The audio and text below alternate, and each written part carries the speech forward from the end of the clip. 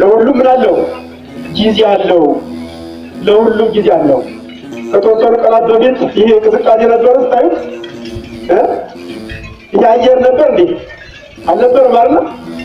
አሁን የሚያቃጥል የፀሐይ ግለት ነበር የነበረው። አሁን ደግሞ መጣ። አያችሁ? ዝናብ አልነበረም፣ ዝናብ ሰጠ። ምን አለ? ምን ስለሆነ ነው? ለሁሉም ምን ስላለው ነው? ለሁሉም ጊዜ ስላለ። ያን ጊዜ የሚያከናውን ሁሉን የሚያደርግ ማን ነው? ሁሉን የሚያደርግ ማን ነው? ሁሉን የሚያደርገው እግዚአብሔር ለሁሉም ምን አለው? ጊዜ ይዞለታል ማለት ነው። ለሁሉም ጊዜ ይዞለታል ወገኖቼ። እኛ ዛሬ በእግራችን መጥተናል፣ ነገ ደግሞ ሰዎች ተሸክመው ያመጡናል። ለምን? ለሁሉም ምን አለው?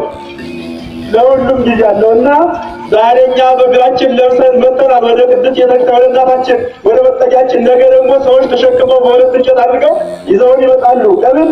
ለሁሉም ጊዜ አለውና። አው ለሁሉም ጊዜ አለው ወገኖቼ። ሁሉን የሚያደርግ ደግሞ እግዚአብሔር ነው። ሁሉን የሚያደርግ እግዚአብሔር ነው። በእናታችን ማህፀን ከተፈጠርን በኋላ በእናታችን ማህፀን የነበርንበት ጊዜ ነበረ አይደለ? ስንት ጊዜ ነው? 9 ወር ያህል በእናታችን ማህፀን ነበር። ላንመለስበት ወጥተን መጥተናል። በዚያ ተጠቀምንባቸው አካል ክፍሎቻችን በዚያ ተሰርተውልናል። ለምሳሌ ዓይናችን በዚያ በእናታችን ማህፀን ተሰራው። እጆቻችን በአጠቃላይ በዚህኛው ዓለም የምንኖርባቸው የምንገለገልባቸው የአካል ክፍሎች በየነሰሩት በእናታችን ማህፀን ነው ተሰሩልን ማለት ነው። በእናታችን ማህፀን ተሰሩልን። በኋላ ወደዚህኛው ዓለም ተመለስን። ወደዚህኛው ዓለም መጣን። ወደዛኛው ዓለም ላንመለስ ወደዚህኛው ዓለም መጣን። አሁን እየኖርን ነው። በዚህኛውም ዓለም ሆነን ለዚያ ለምንሄድበት አሁን ቀጣይ ዓለም የምንሄድበት ዓለም አለ። ለዚያኛው ዓለም አሁን ስራ እየሰራ ነው ማለት ነው። እንግዲህ መልካም ስራ የምንሰራው ወደ መልካም ቦታ እንሄዳለን፣ ክፉ የምንሰራ ወደ ክፉ እንሄዳለን ማለት ነው። ግን ምን እያደረግን ነው? ስራ እየሰራ ነው ማለት ነው። ለምን? በእናታችን ማህፀን በነበርን ሰዓት የተሰሩልን የአካል ክፍሎች በዚህኛው ዓለም አሁን እያኖሩ ነው አይደል? በዚህ የተሰራ እግራችን እያመላለሰን ወደ ቅድስት ቤተክርስቲያን አይኖቻችን እያዩ ነው። አሁንም በዚህ ሆነን የምንሰራት እያንዳንዷ ስራ ሁሉ ለነገ ዋጋ ሆና በሚቀጥለው ዓለም በምንሄድበት ሰዓት ዋጋ አስከፍለው እንኖራለን ማለት። ስለዚህ አሁን በዚህ ዓለም አለን፣ ነገ ደግሞ በእነን ለሁሉም ጊዜ ያለውና ነገ በእነን ባላየነው ባልሰማነው ዓለም ነገ እንሄዳለን ማለት ነው። ገና አይን ያላያት ጆሮ ያልሰማት እግዚአብሔር ያዘጋጃት ብሎ እግዚአብሔር ተናገራት ሀገር አለችና በዚያ እንሄዳለን።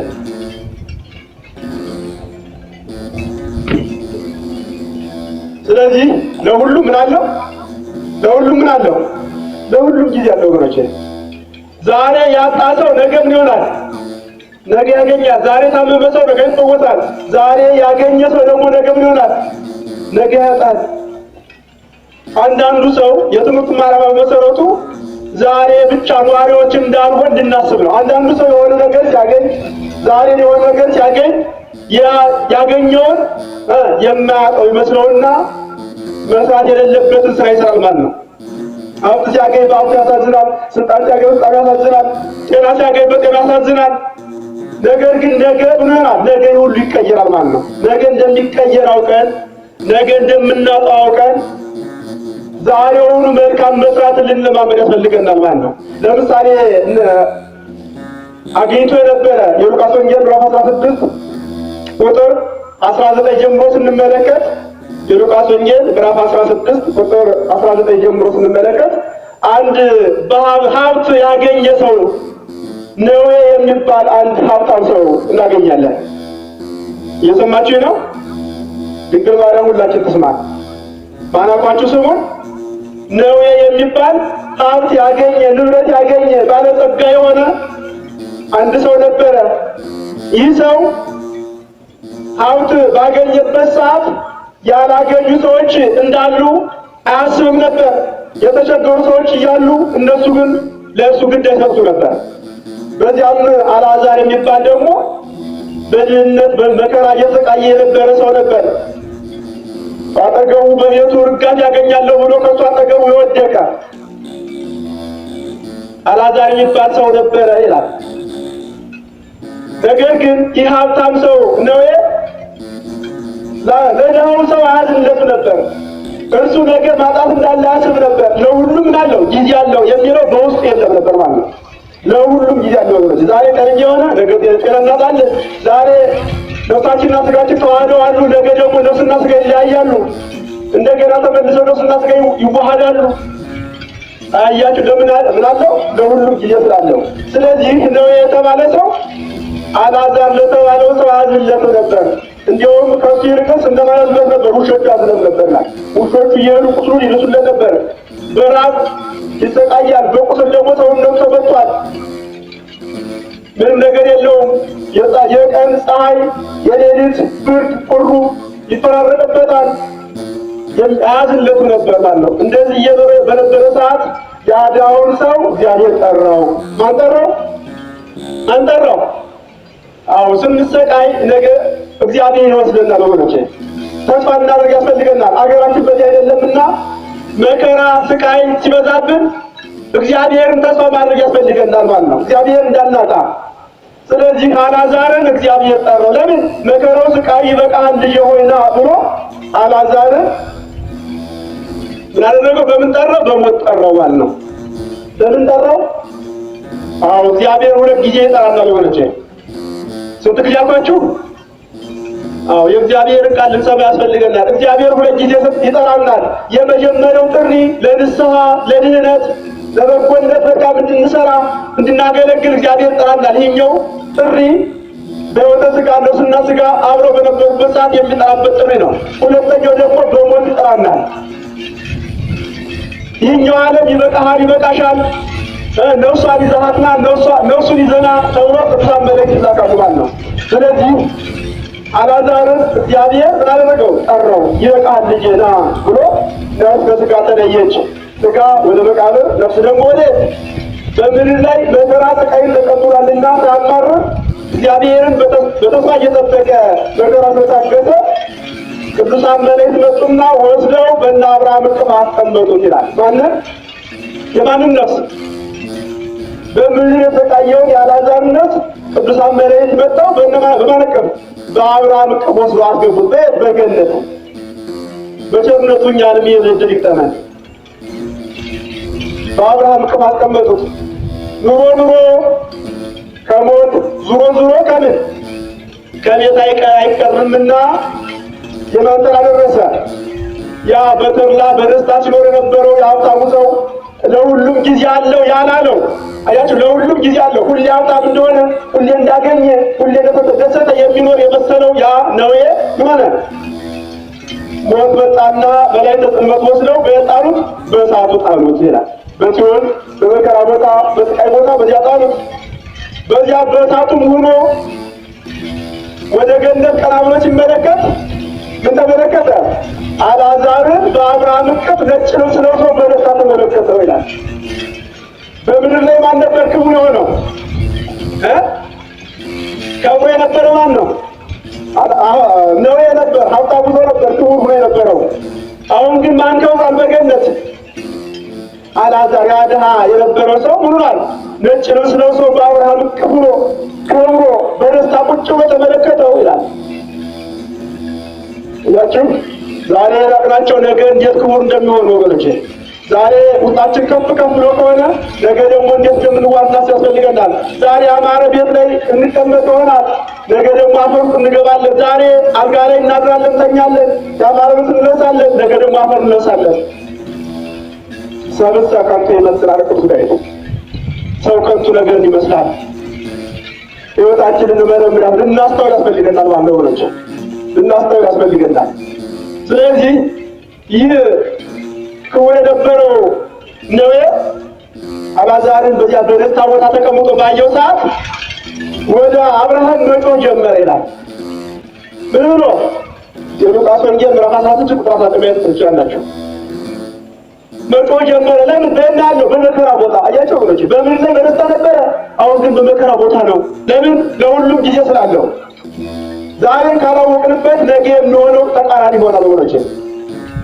ዛሬ ላይ ሁነን ለነገ መልካም ስራ ካልሰራን፣ ዛሬ ላይ ሁነን የማናውቅበት ከሆነ ነገ የሚመጣው የከፋና ከባድ ሊሆን ይችላል ማለት ነው። ስለዚህ ያነው በገነት አልዓዛር በደስታ ሆኖ ሲመለከተው በአብርሃም ክፎ ሲመለከተው አብርሃም አባቴ ሆይ አብርሃም አባቴ ሆይ እያለ መጣራት ጀመረ። አብርሃም ምን አለው? አቤት አለው። እባክህን አልዓዛርን ላክልኝና እጣቱን ከውሃ ነክሮ ምላሴ ጠብ ያድርግልኝ አለ ይላል። አያችሁ ወረቼ ምን ያድርግልኝ? አንዳንድ ጊዜ ስንነገር ችላ የምንል ሰዎች አለን። እውነት የማይመስለን ሰዎች አለን። መጽሐፍ ቅዱስ ነው እንግዲህ ጌታችን መድኃኒታችን ኢየሱስ ክርስቶስ የተናገረው ነው። አሁን ውሃ በጣት የተነከረ ውሃ የውሃ ጠብታ በጣቱ ነው ምን ያክል ከመከራ ከስቃይ ያሳርፋል። ከመከራውና ከስቃዩ የተነሳ በሲኦል ካለው የመከራ ቦታ ከሳቱም የተነሳ ምን አለ? እባክህን ላክልኝና ጣቱን ነግሮ ከምላሴ ጠብ ያድርግልኝ ብሎ ለመነ ይላል። ሲኦል መከራ ነው ወገኖቼ። ልናስተው ያስፈልገናል። ንስሐ ልንገባ ያስፈልገናል። ልንመለስ ያስፈልገናል። ለሁሉም ጊዜ አለው። ዛሬ ጆሮአችን ይሰማል፣ ነገ አይሰማም። ዛሬ አንደበታችን ይናገራል፣ ነገ ይታሰራል። ዛሬ አካሎቻችን እንሆናሉ፣ ይንቀሳቀሳሉ፣ ነገ ይታሰራሉ። እንዲያውም ልፍረስ ይላል። ለዛም ነው ወደ ቀብር የምንፈጠው ማለት ነው። ወደ ቀብር የምንፈጠው ለዛ ነው። ቶሎ እንዳይፈርስ ማለት ነው። አካሉ ወደ አፈርነቱ እንዲመለስ። ስለዚህ ለሁሉም ጊዜ ስላለው ልናስተውል ያስፈልገናል። እባክህ ላክልኝ ጣቱን ውሃ ነክሮ ጠብ ያድርግልኝ አለው። አንተ በምድር ላይ ሆነህ ዋጋህን አግኝተሃል አለው አብርሃም። ምናል አንተ በምድር ስትኖር ዋጋህን አግኝተሃል። ምን አይነት ዋጋ? አላፊ ዋጋ፣ ጠፊ ዋጋ፣ ከንቱ ዋጋ። ወገኖቼ ምን አይነት ዋጋ ነው እያገኘን ያለው ዛሬ? የሚጠፋይ ከንቱ የሆነ ዋጋ። ከንቱ የሆነ ዋጋ እኮ ዛሬ የሚያስደስተሙ ሰዎች አለ። ሀብት ስናገኝ፣ ጤና ስናገኝ፣ ስልጣን ስናገኝ ልናስተውልበት ያስፈልገናል። መልካም ልንሰራበት ያስፈልጋል። ነገ እንደምናጣው ልናስብ ያስፈልገናል። ባገኘነው ሁሉ መልካም መሆንን ልንማር ያስፈልገናል። ነገ እናጣዋለንና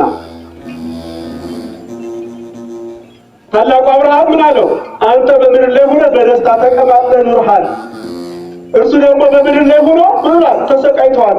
ስለዚህ አንተ ዋጋህን በእሱ ታገኛለህ፣ እሱ ደግሞ ዋጋውን በዚህ አግኝቷል። በአንተና በእኛ መካከል አንዱ ወደ አንዱ ማለፍ እንዳይችል ታላቅ ድንበር አለ፣ የእግዚአብሔር ሕግ አለ አለው ይባላል። በዚህ ጊዜ ምን አለ? እባክህ አባቴ አብርሃም ሆይ እንግዲያስ ለእኔ ይህንን ማግኘት ካልቻልኩኝ በምድር ላይ 5 ወንድሞች አሉኝ። ስንት ወንድሞች? 5 ወንድሞች አሉ። ወደዚህ መከራ ቦታ እንዳይመጡብኝ እባክህን አልዓዛር ላከውና ይንገራቸው። ምን ይበላቸው? ይንገራቸው ወደዚህ መከራ ቦታ ተመልሰው እንዳይመጡ አለው። በዚህ ጊዜ አብርሃም ምን አለው? በዚያማ መምህራን፣ ነቢያት፣ ሐዋርያት አሉላቸው፣ እነሱ ያስተምሯቸዋል አለው። እሱም ሲያስተምሩ አይሰማም ነበርና እባክህን አልዓዛር ላከው እነሱ አይሰሟቸውም አለ ይላል። ስንማር የማንሰማ የዛሬዋ ቀን ደግሞ ነገ ትቀየራለች ማለት ነው። አያችሁ፣ የማናስተውል ከሆነ ለሁሉም ጊዜ እንዳለ የማንረዳ ከሆነ ያንን ጊዜ ነገ ስናገኘው የማያልፍ ጸጸት ውስጥ እንገባለን ማለት ነው። የማይመለስ ጸጸት ውስጥ እንገባለን ማለት ነው። ስለዚህ እባክህን ላክ አለው። ነገር ግን ታላቁ አብርሃም በዚያ መምህራን ነቢያት አላቸው እነሱን ይስሙ ብሎ እንደተናገረ የሉቃስ ወንጌል ምዕራፍ 16 ቁጥር 19 ጀምሮ ስናነብ የምናገኘው ታሪክ ያስረዳናል ማለት ነው። ለሁሉም ምን አለው? ለሁሉም ምን አለው ወገኖቼ? አሁን ዛሬ መጥተናል፣ እዚህ ከቅድስት መጥተናል። ነገ ደግሞ ምን እንደሚሆን ማን ያውቃል? እግዚአብሔር ያውቃል። ነገ ምን እንደሚሆን እግዚአብሔር ያውቃል። ነገር ግን ልናስተውል የሚያስፈልገን የፈለገው ነገር ቢፈራረቅ ዛሬ ላይ ሆነ ከማን ጋር መሆን? ከማን ጋር መሆን? ከእግዚአብሔር ጋር መሆን፣ በደላችንን ማስወገድ፣ መልካም ስራ መስራት፣ ማስተዋል። አሁን መልካም ሰው ለመሆን መጣ ስንወቅ ንስሐ መግባት። እንደዚህ ብንሆን ዓለም ትፈራረቃለች፣ ሁኔታዎች ይፈራረቃል። የምናየው አየር ራሱ አስተብረና ማለት ነው። ከሁለት ከሶስት ቀናት በፊት የነበረው ይህ እንቅስቃሴ አልነበረም፣ ይህ ልማት አልነበረም፣ ዝናብ አልነበረም፣ እሳት ነበረ። ለምን? ለሁሉም ጊዜ ያለውና ይፈራረቃል ሁሉ ነገር። ስለዚህ እኛም ልናስተውል ያስፈልገናል። ዛሬ በሕይወት ያለን ነገ እንሞታለን። ዛሬ ያገኘ ሰው ነገ ያጣል። ዛሬ ያጣ ሰው ነገ ያገኛል። ዛሬ በዚህ ምድር ያለ ነገ በየነን በሶስተኛው ዓለም ሶስተኛው ዓለም የቱ ነው? ለጊዜው ሶስተኛው ዓለም ገነትና ሲኦል ናቸው። ማናማውቃችሁ ገነትና ሲኦል መልካም የሰራው ወደ ገነት፣ ክፉ የሰራው ወደ ሲኦል ይሄዳል። የምድር ክፍል ስለሆኑ 5 የመሬት ክፍሎች አሉ። አንደኛው በርባሮስ የሚባለው ነው። ከዚህ ምድር በታች የሆነ ጨለማ የሆነ መከራ የሆነ በርባሮስ ይባላል። ሁለተኛዋ ከሱ ደግሞ የተሻለች ይህች ምድር ናት። ከሱ የተሻለ ደግሞ ሶስተኛ ብሔረ ሕያዋን የሚባል አለ። ብሔረ ሕያዋን በሕይወተ ሥጋ እያሉ ተነጥቀው የሄዱባት የሚኖሩባት አለች። እንዲሁም ደግሞ አራተኛ ብሔረ ብፁዓን የምትባል አለች።